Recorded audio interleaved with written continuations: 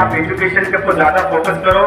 तमाम बच्चों से मैं गुजारिश करता हूं कि आपके दिलो दिमाग में एक माइंड सेटअप कर लो, एक माइंड सेटअप कर लो कि आपको डॉक्टर बनना है, आपको इंजीनियर बनना है, आपको एडवोकेट बनना है, आपको आईएएस बनना है, आपको आईपीएस बनना है। इस तरीके से आपके दिमाग में ये गोल होना चाहिए।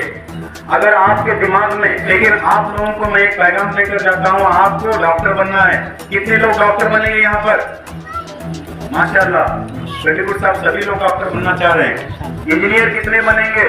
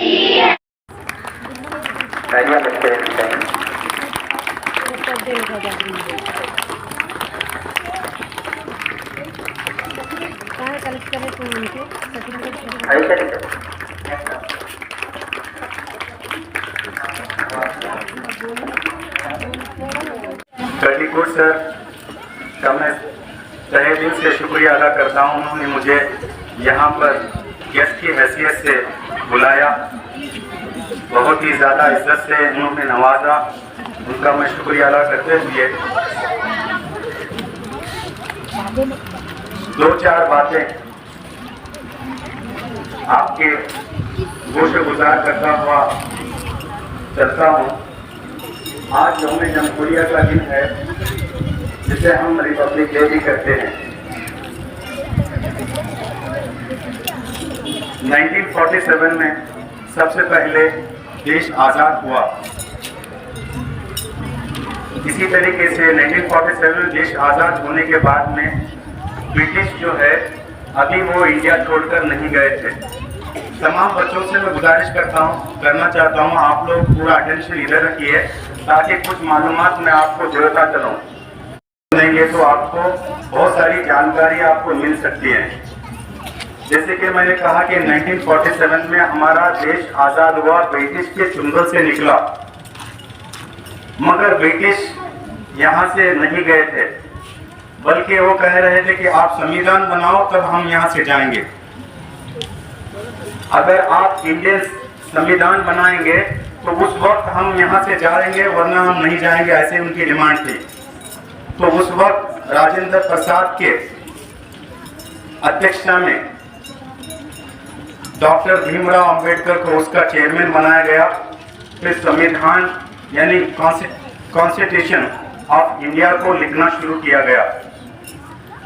2 साल 11 महीने 18 दिन लगे, तब जाकर के संविधान को लिखा गया।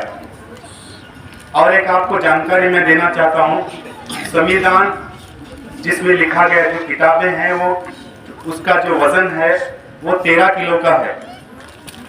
13 किलो का उसका वजन है जिसमें लिखा गया।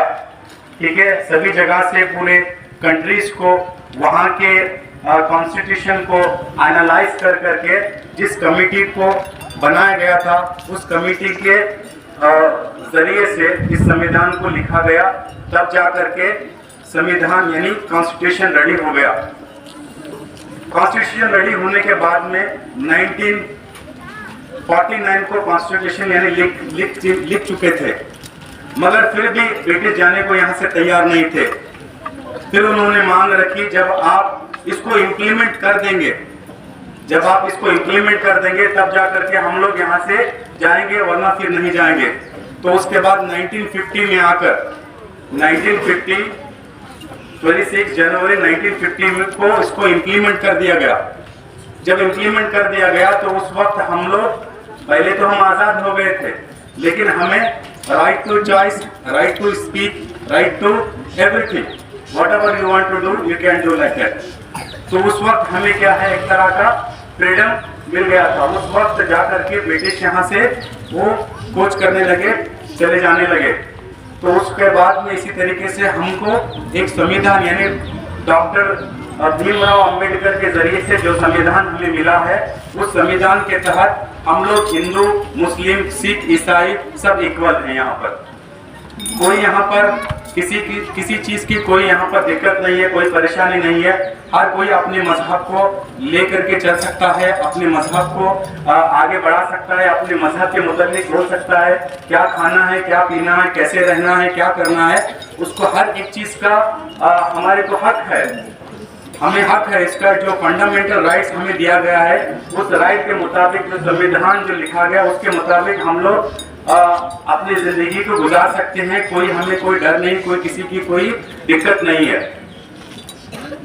इसी तरीके से आज संविधान यानी 26 जनवरी रिपब्लिक डे जिसको हम मनाते हैं, इसी की खुशी में हम मनाते हैं कि आज हमें हमारा टोटल पूरी तरीके से हक मिल गया बोल करके आज हम लोग इस दिन को मनाते हैं। इस दिन क्या होता है, रिपब्लिक डे का मतलब आपको मैं बताता चलूं। यहाँ पर रिपब्लिक डे का मतलब होता है पब्लिक के जरिए से इलेक्शन होता है। बच्चों आप लोग गौर से सुनो ताकि आपको कुछ जानकारी मिल सके।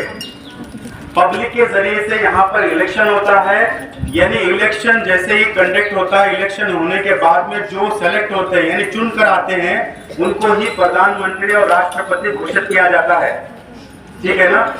जब तक इलेक्शन नहीं होगा तब तक कोई यहाँ पर प्रधानमंत्री और राष्ट्रपति नहीं बनता। जब वो बन जाता है, सिलेक्ट हो जाता है, इलेक्ट हो जाता है, तब जा करके उसके अंडर हम लोग आ जाते हैं, तब वो हमारा प्राइम मिनिस्टर, प्रधानमंत्री बनता है। ये रिपब्लिक डे की खूबसूरती है।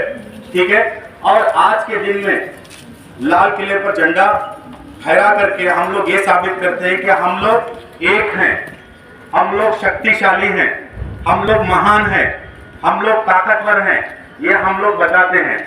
उस वक्त हर एक मुल्क से, कई मुल्क से मेहमानों को बुलाया जाता है और वहां पर प्राइम मिनिस्टर भी होते हैं, प्रेसिडेंट ऑफ इंडिया भी होते हैं और कई जो चीफ मिनिस्टर भी होते हैं। उस वक्त बुला करके यही चीज को बताया जाता है कि हम लोग एक हैं और हम लोग ताकतवर है। उस वक्त हम लोग ये भी बताते हैं कि हमारी डिफेंस कितनी है, हमारी ताकत कितनी है, हमारे पास टैंक कितने हैं, हमारे पास फौज कितनी है, हम कितने सुरक्षित हैं।